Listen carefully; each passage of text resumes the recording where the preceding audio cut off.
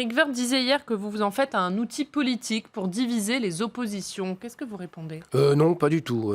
D'ailleurs, la volonté du président de la République et du Premier ministre, c'est d'entrer dans le débat avec autant de sérénité que possible. Nous n'en faisons pas un porte-étendard quelconque. C'est un engagement de campagne du président de la République. C'est une évolution que chacun a pu mesurer et mesurer nécessaire pour un certain nombre de Français.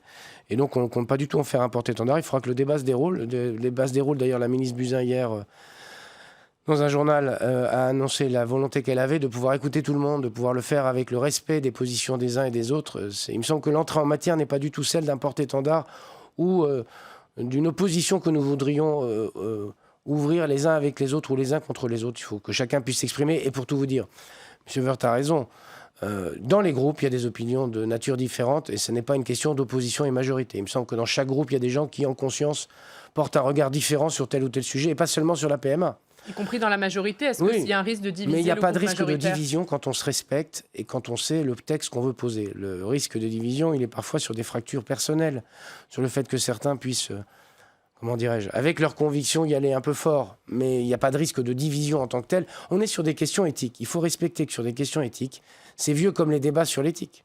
Quand vous regardez les grands débats que nous avons eus en France, c'est des débats qui ont, au sein des groupes, parfois mené à des débats très profonds, des débats très approfondis, des débats très solides. Ça n'a jamais fracturé des majorités. Je pense que ni des oppositions, d'ailleurs, c'est pas le sujet.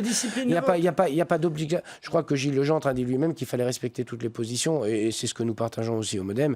On peut exprimer une position qui soit différente de son collègue, sans que ce soit forcément un drame. L'important, c'est que la loi soit votée. Mais je crois que dans tous les groupes, il y a des choses qui traversent. Quand vous parlez de la question de la filiation et de l'accès aux origines, par exemple, je pense que c'est une question qui n'est ni de droite, ni de gauche, ni d'opposition, ni de majorité. C'est une question qui parle à l'histoire de chacun, à la connaissance que chacun en a, à la philosophie que chacun en a.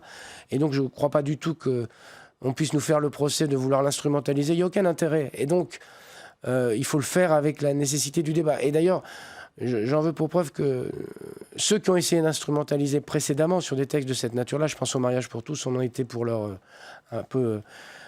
abattis, si je peux dire. Mais je pense que le mariage pour tous, on aurait pu mener un débat qui était à la fois d'avancer sur ce sujet-là, sans en faire un porte-étendard et un motif de rupture entre majorité et d'opposition. Quand vous pensez au débat qu'a mené Simone Veil, quand vous pensez à un autre débat qui n'était pas de bioéthique, mais sur la peine de mort, on voit bien que c'est des débats qui avaient transcendé l'opposition et la majorité. C'est des débats qui méritent ce dépassement-là, me semble-t-il.